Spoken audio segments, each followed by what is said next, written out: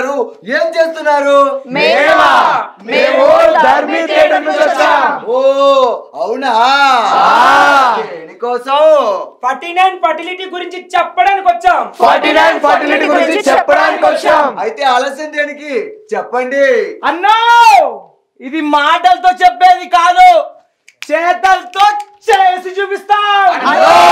ఇది మాటలతో చెప్పేది కాదు, చేతలతో చేసి చూపిస్తాం. అయితే ఇక మొదలు పెట్టండి.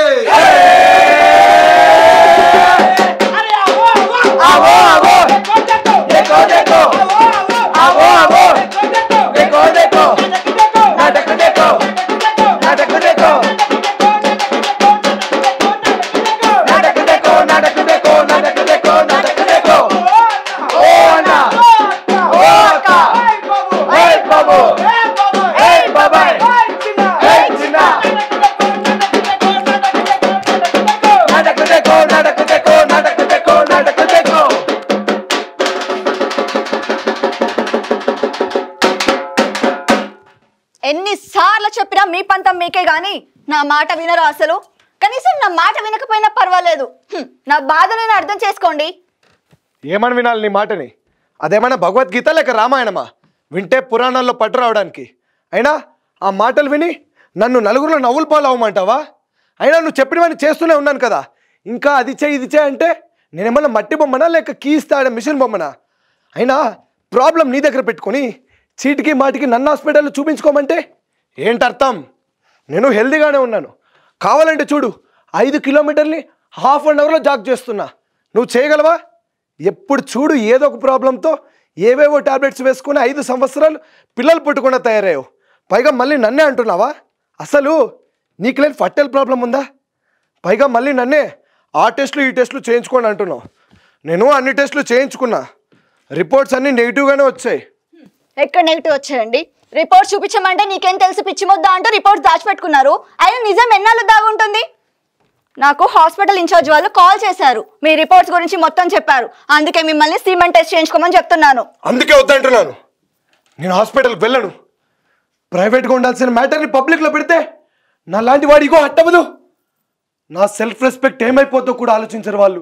అలాంటప్పుడు అక్కడికి వెళ్ళి నన్ను నలుగురిలో నగ్నంగా నిలబడమంటావా? నో, నేనెక్కడికి వెళ్ళను. కావాలంటే నువ్వే వెళ్ళు, నేను పర్ఫెక్ట్గా ఉన్నా.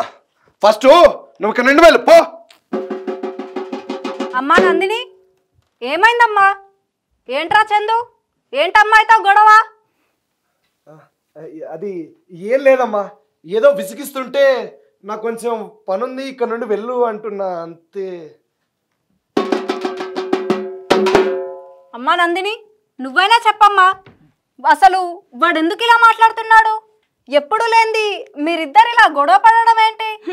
పెళ్ళై 2 నెలలు దాని గురించి ఆయన రోజు ఇదే తంతత్తయ్య. అయినా పిల్లలు కావాలని నేను చేయని ప్రయత్నం అంటూ ఏదైనా ఉందా? మీరు పూజలు యాగాలు చేయమని చెప్తున్నా కూడా చేస్తూనే ఉన్నాను. అయినా మాకు పిల్లలు ఎందుకు కలగట్లేదని మీరు ఒక్కసారి ఆలోచించారా? అసలు సమస్య ఎక్కడుందని తెలుసుకున్నారా? అసలు ఏమంటున్నావమ్మా, కొంచెం క్లారిటీగా చెప్పు.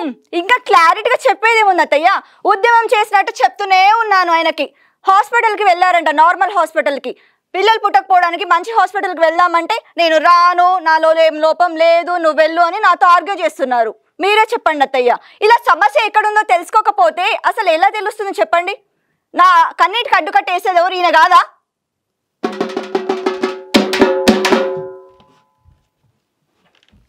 చూడనా, నువ్వంటే మొగుడివి కాబట్టి వెళ్ళిపోవనగానే వేరే గదిలోకి వెళ్ళి తలుపులేసుకొని ఏడుస్తుంది.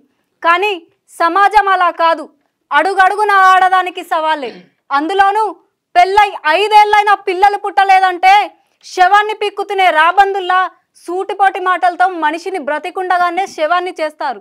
అందుకే ఒకసారి నందిని ఏం చెప్తుందో దాని గురించి ఆలోచించు, తను చెప్పింది చేయడానికి సహకరించు. నేను కూడా ఒకసారి మీ నాన్నగారితో మాట్లాడతాను. లక్ష్మి, హాట్ వాటర్ పెట్టు. పెన్షన్ ఆఫీస్కి వెళ్ళి మ్యూచువల్ ఫండ్స్ కోసం పెన్షన్ కలెక్ట్ చేసుకొని రావాలి. పెన్షన్ ఆఫీస్కి తర్వాత వెళ్తురు కానీ ముందు మన ఫ్యూచర్ ఆఫీస్ గురించి మాట్లాడాలి. ఇలా రండి. ఫ్యూచర్ ఆఫీస్ ఏమైంది లక్ష్మి? ఏం మాట్లాడుతున్నావు? మనకేదో ఫ్యూచర్ ఆఫీస్ అంటున్నావు. అయినా మన ఫ్యూచర్ మన చందు ఉన్నాడు కదా. మన ఫ్యూచర్ కి చందు ఉన్నాడండి, మరి చందు నందినికి ఫ్యూచర్ ఉండొద్దా? వాళ్ళేవో ప్లాన్స్ లో ఉన్నట్టున్నారే, అందుకే కొంత టైం తీసుకుంటున్నారేమో. టైము లేదు, ప్లాన్స్ లేదు. నిన్నటి వరకు నేను అలానే అనుకున్నానండి, కానీ అంతా మనోడు చేసిన నిర్వాకమే. ఏమైంది లక్ష్మి, కాస్త క్లారిటీగా చెప్పు.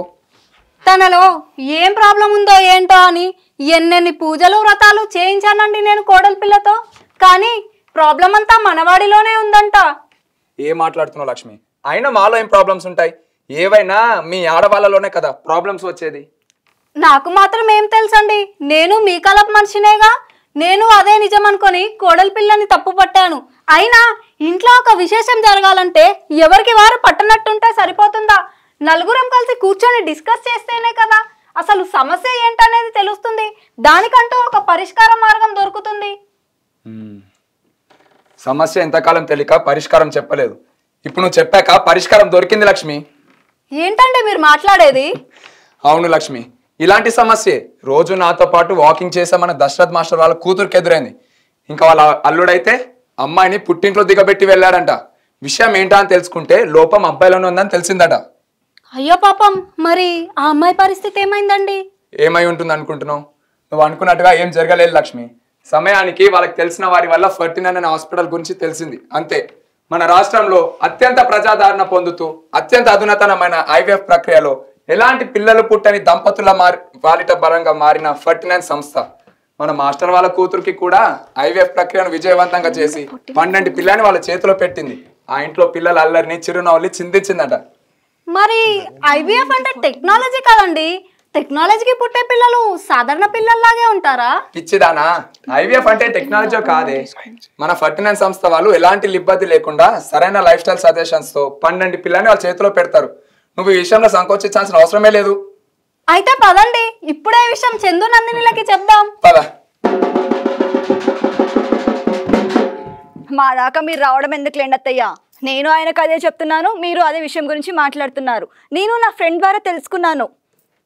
మాతృత్వాన్ని అందించడంలో అత్యంత రిజల్ట్ కనబరుస్తున్న 49లో కన్సల్ట్ అవుతే మన సమస్యతో పాటు లైఫ్ స్టైల్ సజెషన్స్తో పాటు సంతోషంగా పిల్లల ఇంటికి తిరిగి రావచ్చని.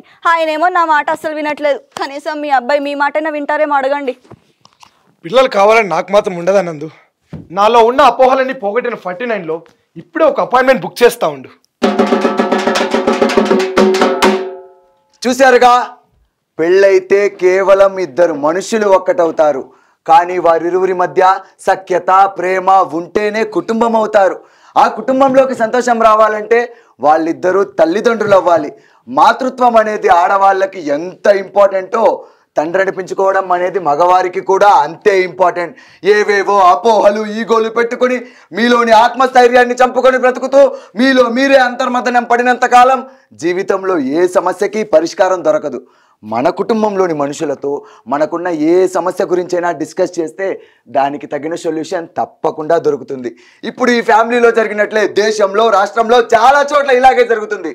అందుకే ఇక మీదట అలాంటి తప్పులు చేయకండి, మేల్కోండి.